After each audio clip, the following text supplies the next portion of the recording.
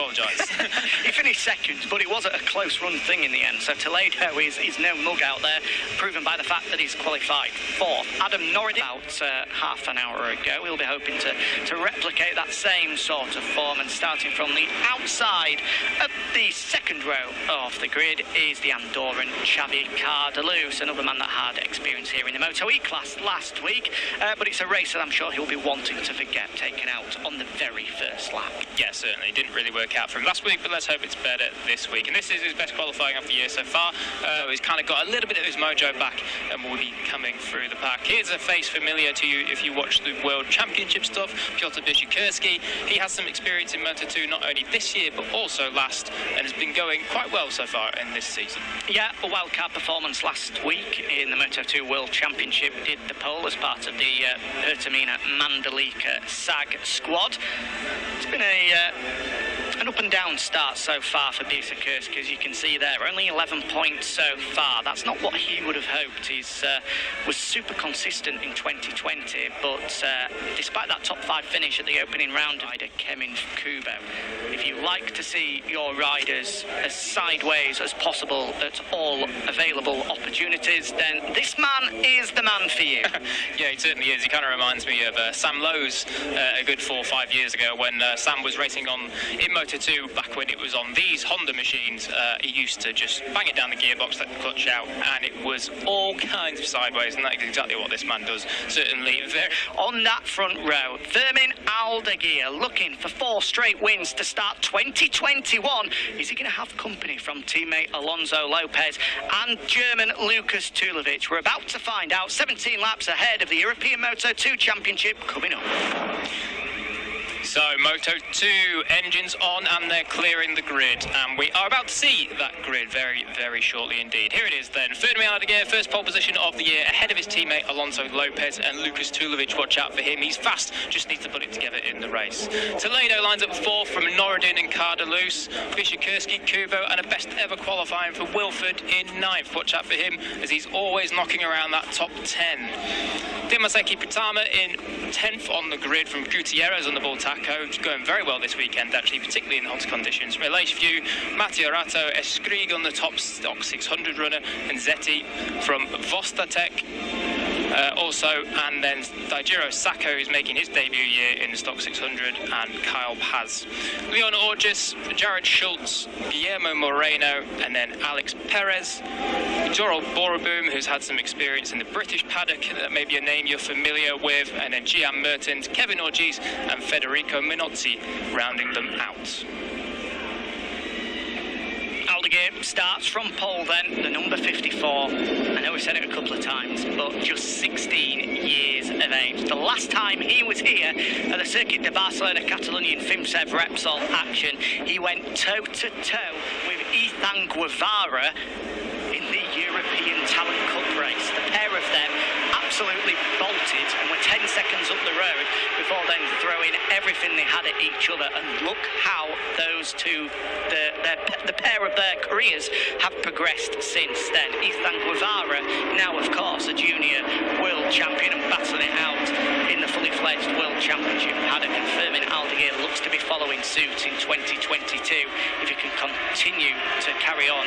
How is his teammate actually? Oh, look at that, 32 degrees. It's absolutely scorching outside. They're certainly going to be squirming around on these rear tyres later in the race, so watch out for them trying to manage that one, particularly around this corner here, and then also coming around the final few rights. Yeah, speaking with Lukas Tulovic earlier, just grabbing a coffee at breakfast, and he said that actually, although you might imagine with the Circuit de Barcelona is renowned for being really, really tough on the tyres, but he feels that in this Moto2 race, that although yes, you can feel a noticeable drop off from laps 3, 4 to 5, once then there's no real brick wall that they hit. It's a gradual progression. He feels like it is definitely manageable, even despite the number 54. Is today the day that he's able to get the better of him? We're about to find out. As you mentioned, as you went through the grid there, you might be able to just see him in the back of your picture there, the number 9 grid slot. And go, guys. There we go. We've got it sorted. Bit of a delay, but finally, I think the green flag will eventually wave at the back of the grid as it does. Here we go then. 2 races coming up today from the Circuit de Barcelona Catalunya. A first ever start from pole position from Aldeguer, and a final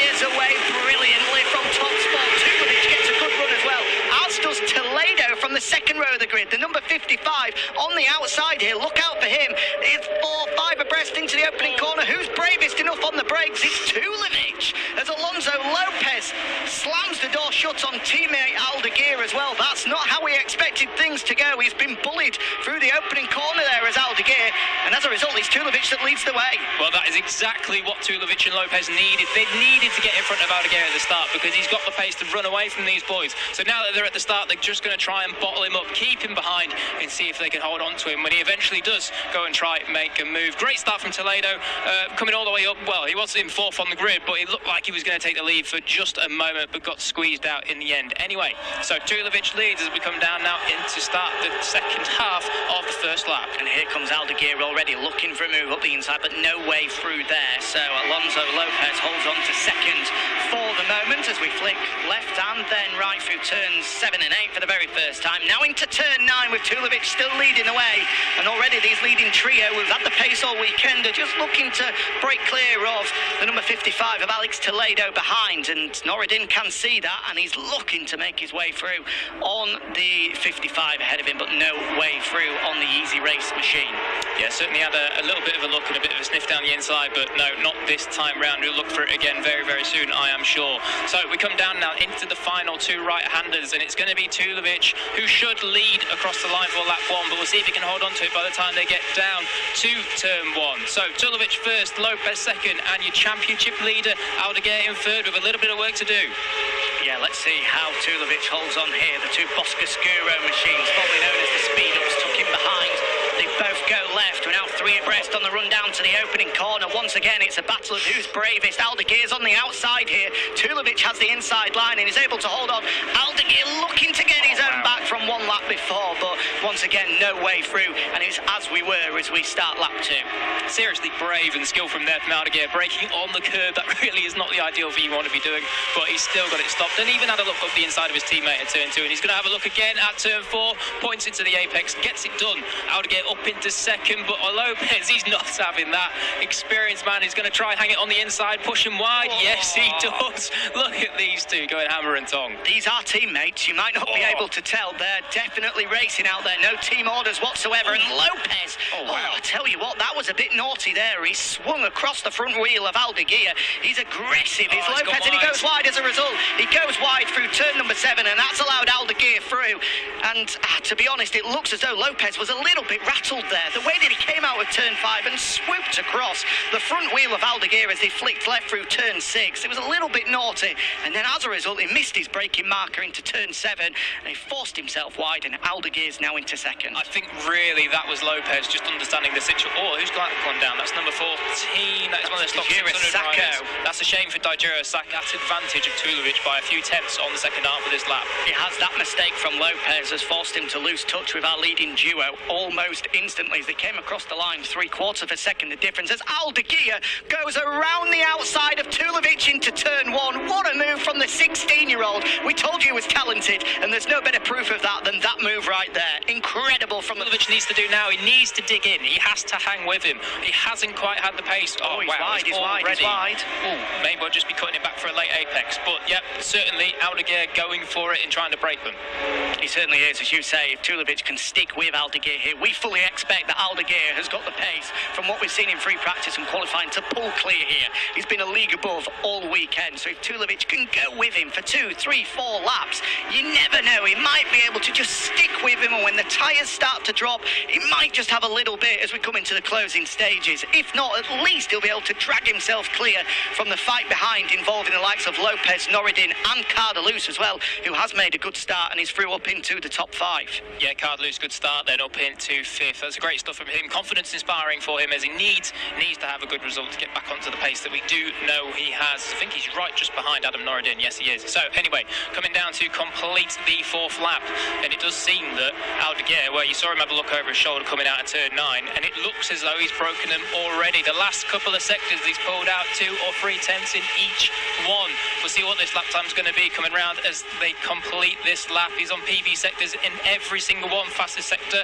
and is it the fastest lap time? Yes, it is, and 8 tenths quicker than Tulovic and half a second quicker than Lopez in 3rd. So Aldeguer, well, he's running away with it already. Incredible. Come back to the Circuit de Barcelona, Catalonia, since they revamped and redesigned Turn 10, so there's nothing really to compare with. But I think you can be guaranteed that, well, actually, I was going to say that lap record is going to last for a long time, but it's going to last for exactly 1 year, because, of course, the Moto2 Championship next year are finally going to make the move across to the Triumph engines. Well, or Jack, it's either going to last for about another minute unless Aldeguer goes and breaks it again. So anyway, we'll see. He's not going quite as fast as what he was on this lap as what it was the last lap, and certainly the two men behind him seem to be extremely level pegged in terms of pace. So these two is going to be a close fight for second, I am sure, as we come down into the final laps of this race. Yeah, Lopez looks to have just regathered his thoughts there. As we said, maybe just a little bit rattled as Aldeguer came past him, made the mistake and lost touch with both Tulovic and Aldeguer, but he has just settled back into a rhythm here, and he's closing back in onto the rear wheel of Lucas Tulovic. Goes a little bit away from Jack Miller, a place that he's quite favourable with. He had a good run here in Catalonia. Yeah, he did. Yeah, Jack went quite well here. Obviously, the Ducatis, they maybe didn't do quite as well as we thought they might have done, but certainly Jack this year, I mean, he's a man that's taken a massive step in terms of just consistency in performing. So, yeah, good to see Miller and Schrotter here supporting their team, well, Schrotter's teammates anyway. Here we go then into turn 1, and Lopez, yep, he's with Tulovic now, so we've got a battle for the final podium places on our hands. Don't count out that these two may be able to close in on Aldeguer. As Jack said, Aldeguer is pushing on here. He's abstined for exactly 1 minute and 45 seconds before he was able to set a new one. But we've still 13 laps to go, with it 32 degrees out there, track temperature well above 50 degrees. Although Tulovic says he doesn't think it could happen, of course he's riding the Kalex chassis, and the Boscoscuro machine may well deal with their tyres slightly differently, and we could see a drop-off from both Aldeguer and Lopez. So don't count Tulovic out of it at this point. The gap 1.3 seconds, but we've seen stranger things happen in motorcycle racing before. Yeah, we certainly have, and as Jack's rightly pointed out, obviously different chassis, they work differently, they kind of use their tyres and the grip in very different ways, and obviously with these bikes being slightly older now, 2 or 3 years old as they are, these old 600cc machines, we do know that generally the chassis of choice was the Kalex. So for the two Boscoscuros to be doing this, obviously these two boys are, well, they're riding very well indeed, but well, I mean, you can see them now. Lopez is all over the back of Tulovic now. He picked up that pace a little bit. He was quicker than him last time round by just under a quarter of a second. Ooh. So certainly Tulovic under a little bit of pressure for that second place, and he'll want to hang on to it because it will be his best performance of the season so far if he can hang on to a second. Alonso Lopez behind, just has to be careful though. Just went on to track limits before pushing on. Yeah, I mean, that's an incredible lap time. To put that into some perspective, he was 9/10 quicker than the two guys behind him on that lap. I mean, that is just a different league. This man is, well, he's firing on all cylinders and just making everyone else look like they're struggling to keep up, which is exactly what they are. Yeah, they'll be scratching their heads thinking, what on earth do I have to do to stick with Aldeguer? Certainly Tulovic and teammate Alonso Lopez will be doing. Lopez, of course, taking the step down for the Moto3 World Championship. Well, it wasn't his decision. He was turfed out of the Husqvarna squad at the start of the year and found a seat here in the Moto2 European Championship, hoping that this would be the springboard for him to get back into the World Championship paddock. But at the moment, if there is an available Boscoscuro seat going, then I think it'll be going the way of Thermin Aldeguer, although don't be surprised if he's not on a Boscoscuro next year, because there is no doubt there is going to be a whole host of Moto2 teams trying to get the signature of Thermin Aldeguer. Yeah, we know how much that the Moto2 World Championship teams look at this paddock as a way of choosing their next young rider, their next young talent to take victories, podiums,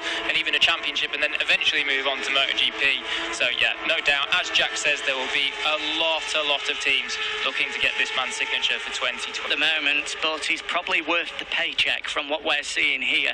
There's no doubt at just 16, if he moves into the World Championship next year and he continues to develop, then the sky is the limit. Yeah, it really is. And 16, by the time he goes to the World Championship, he will be 17, and I think, well, that would be one of the youngest runners in that championship as well.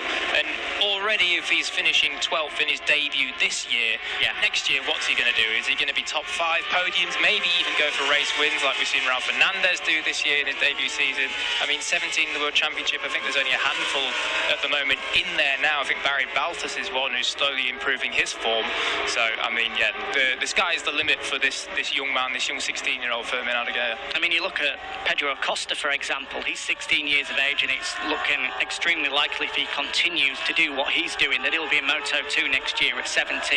And the talk surrounding him, well, obviously he's not doing it in the Grand Prix arena, so it's understandable that it's not creating the same amount of noise. But what Fermin Aldeguer is doing is equally as impressive already on a Moto2 machine. You mentioned Ralph Hernandez, who looks MotoGP bound as well. He's 20. Aldeguer's got 4 years to get to that level. And it looks as though if he continues his development curve, he'll be there in a couple of years, no doubt. So, yeah, Aldeguer, super rider. But let's not get carried away. 11 laps to go. You need to see the checkered flag here, but it's all going swimmingly so far for the number 54. Currently 3.5 seconds clear of this battle for second place involving Tulovic and Alonso Lopez. Lopez not finished outside of P2 all year long so far. 3 straight second place finishes, so he'll be desperately hoping to continue that streak with Tulovic ahead of him, hoping to jump up to second, a best ever finish for him. Oh, here we go. Alonso Lopez looks like he's going to make the move into second. Can he get it stopped on the brakes? It seems as though he can. So Lopez, he's sick of looking up the rear exhaust pipes on that Calyx in front of him, and he slides past Tulovic up into P2. Now, we'll see if he can pick up his pace. He's off the pace of what Aldeguer is doing, but we'll see if he can pick up his pace and pull away from Tulovic and cement that second place. Yeah, Tulovic is going to have to respond here. Looking at qualifying from yesterday, there was only 10 separating them, but laps remaining now and hopefully get in the way. Here's a look at the Stock 600 runners.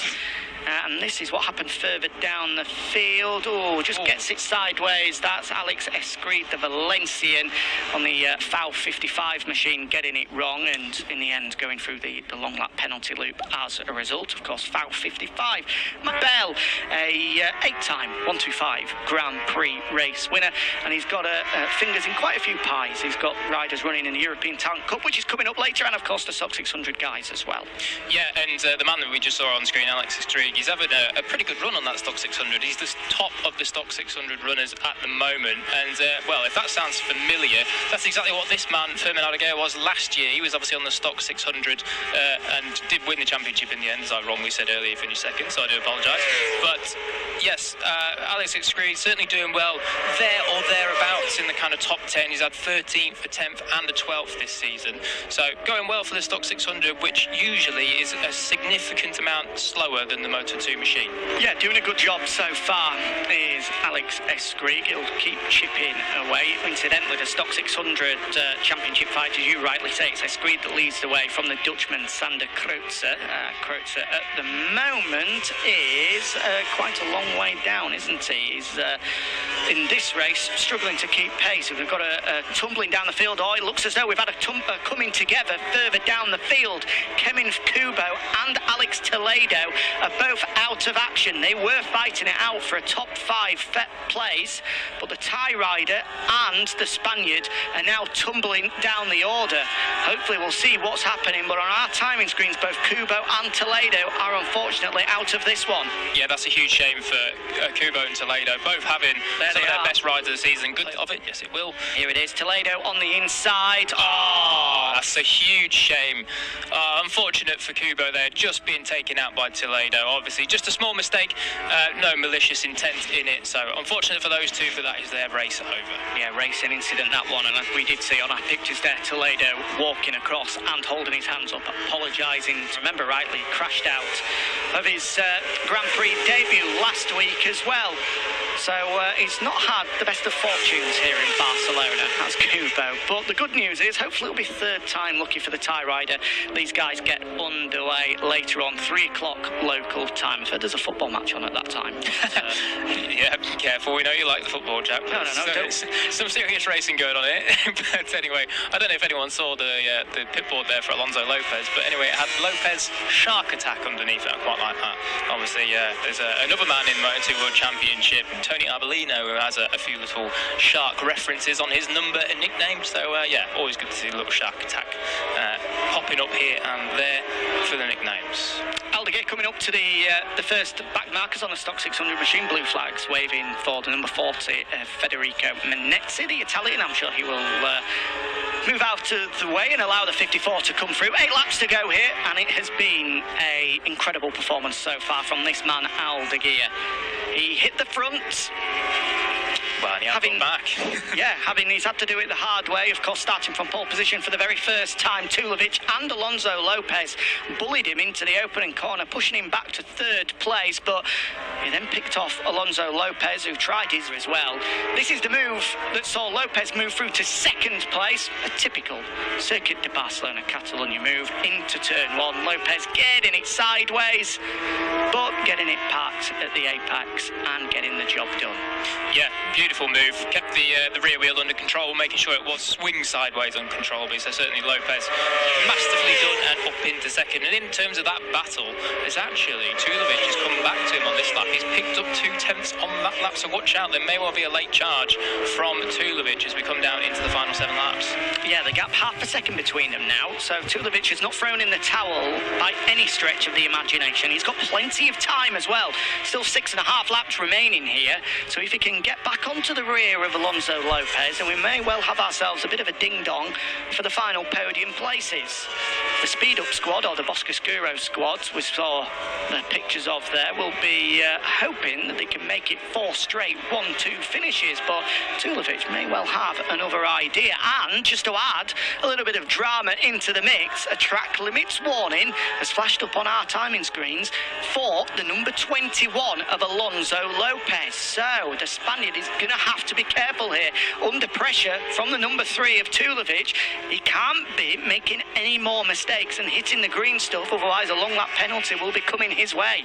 Yeah, it certainly will be. And just looking down the timing screens, a quick shout out to the Bultaco rider, Oscar Gutierrez, doing a fine ride indeed in 8th place on that Bultaco. The only Bultaco in the field, so obviously gathering data and all sorts of stuff with that. Ever so slightly faster, about half a tenth quicker than the Spaniard in front of him. With 6 laps to go, Tulovic is right in the mix here, and he looks to have just closed in a little bit more as well. There's only 2, 3, maybe even 4 bike lengths separating. The 2 are, well, incredibly evenly matched. It's actually just Tulovic picked up a very, very small amount of time on this lap. So if he is going to catch him, well, it's going to be in those last 2, maybe 3 laps. Just further down the field, Adam Norrodin currently 4th at the moment, just in the back of the picture there. Teammate 2, Lucas Tulovic. That's going to be a 4th straight top 4 finish for Norrodin if he's able to hold on to that one. He's about 1.5 seconds clear of Xavi Cardelus behind, who will be hoping to pick up a first top 5 finish this season. Piotr Bisakowski's there in 6th ahead of teammate Dimas Ekipratama. That'll be a return to form for the pole with, as you mentioned, Jack, Oscar Gutierrez doing a fine job on the Bultaco in 8th ahead of Matteo Ratto and Sam Wilford inside the top 10. The only AGR team rider here today, with Tiger Harder unfortunately out injured after a monster high side through turn 3 during free practice on Friday. Yeah, just looking at the bottom end of the top 10, Sam Wilford and Matteo Ratto, they often seem to find each other, don't they, when they're out on track? We saw several times last year they were very, very close. Just want to point out this man again, Adam Norrodin, 3rd in the standings at the minute, and he really has taken a step from last year. He finished 7th overall in the championship last season, so for him to be fighting up for those podiums every single race in top 4s, it's a really, really good improvement from Norrodin. So certainly a little quick round of applause for that man. Whenever I see Adam Norrodin, I still can't help but feel the pain of Argentina 2016, looking for a first ever Moto3 World Championship podium, up to 2nd in dodgy conditions, and then in the final laps he crashed out. Oh, as you can see, Jack, it's still pains me. It's Norrodin. It's Norrodin. No. Oh, goodness gracious me, I don't believe it. Adam Norrodin, we were just talking about the fact that he was looking for a 4th straight top 4 finish, and he's crashed out at turn 10.5. Oh, dearie me, what a shame. I do apologise, Adam. That was commentator's curse in its finest form, but huge disappointment for him. He was looking for that consistency. We'd see him hold on to third in the championship, but with Tulovic now battling it out for either second or third, 16 points currently separate the two teammates in third and fourth in the championship. So if Tulovic is able to hold on even with a third place finish, I think he may well leapfrog his teammate. They'll certainly go tied on points if he finishes third. If he finishes second, he'll go to third in the championship. With 4 laps remaining, it looks as though second place may well be just out of reach for Tulovic. Now in the back of your picture there, the gap was half a second a couple of laps ago, but I think there was a mistake from Tulovic on that last lap. 0.8 of a second slower than Lopez in front of him. Either the tyres are starting to cry mercy and it's game over for Tulovic, or he's made a mistake somewhere out on track. That crash for Norrodin, however, does promote Cardalus up to fourth. Yeah, and it's certainly one man's misfortune is another man's gain, and certainly that is exactly what's happened there for Xavi Cardalus, and this will be his best ride of the season by, well, a good margin. His PB at the moment in this season is 7th, so fourth place will certainly take that. See the electric knees there on the downshifts, getting them nice and squirrely. And then also this man, top 5 now, so certainly a confidence-inspiring performance for Piotr Bishikurski, who's looking to kind of take that next step. We've seen him often around this kind of mark, 5th, 6th, 7th, very close to the top guys, but not able to take that step towards the top 4, and it looks as though he's just about getting there now. Yeah, certainly this will be, if you can see the checkered flag with 3.5 laps remaining, a third top 5 finish for Bishikurski, and his first top 5 finish outside of Portugal as well. Finished 5th in Estoril in 2020 and in 2021. Clearly likes the place, but it's good to see him battling inside the top 5 outside of Portugal as well. The 74, and I don't think that 4th is out of the question as well. Only second separating him and Cardalus. He's got plenty time to maybe pull in, as that is the number 81, unfortunately, that's pulled in. It is Aleix View, a former Moto2 Junior World Championship competitor. I seem to remember the last time we were here in 2019, he was caught up in a big incident with Dennis Onchu, who high-sided at turn number 5, and then in the second race of the day, unfortunately, he had to start from pit lane, and the bike went bust on him as he pulled down a pit lane, and we've had another faller. This time it's Mckinley Kyle Paz, the Filipino rider, going down. It looks like turn 5 to me, so double disappointment for the VR46 Mastercamp squad with both Kubo and now Paz out of contention. Yeah, shame to see them both going down. A little bit of work to do for those boys before they come out for race 2 later, having to get the bikes rebuilt, but I'm sure there's not too much damage, only a little front ender, so should be all okay. But one man that's been completely unaffected by all the drama, all of the crashes, everything, is this man, cool, calm and collected out front, and looks as though he's going to do what unfortunately Moto3 championship leader at the moment, Daniel Holgado, couldn't do in race 1, and looks like he's going to go 4 in a row for the start of the season. He certainly is. He's got another couple of victories to go if he wants to match Jari Montoya from 2020, the Italian en route to the title, picked up the opening 6 victories of the season, so he's going to be looking to make it 5 in a row later on this afternoon. And who would bet against him making it 6 in a row as well when we go to Portimao in around 3 weeks' time? He is the man of the moment so far, is Firmin Aldeguer, back in Grand Prix action next weekend at the Saxon Ring as well. And I think he's going to be a hot topic once again. Actually caught him just after warm-up and said, just thought I'd maybe get a little surprise out of him. Are you doing any more Grand Prix after Saxon Ring? You know, have you signed a contract, anything like that? And he says, I don't know. So he's not giving too much away. I did try my best, though. Ever the journalist, it's commendable for trying, Jack, but unfortunately it sounds like you've been given the firm pie on that one, unfortunately. But 2 laps to go, and it looks as though the top 3 are pretty much cemented. Unless there's any sort of drama, I don't think there'll be any change in the top 3. I hope I haven't just cursed one of them once more, but certainly Lopez, another second place.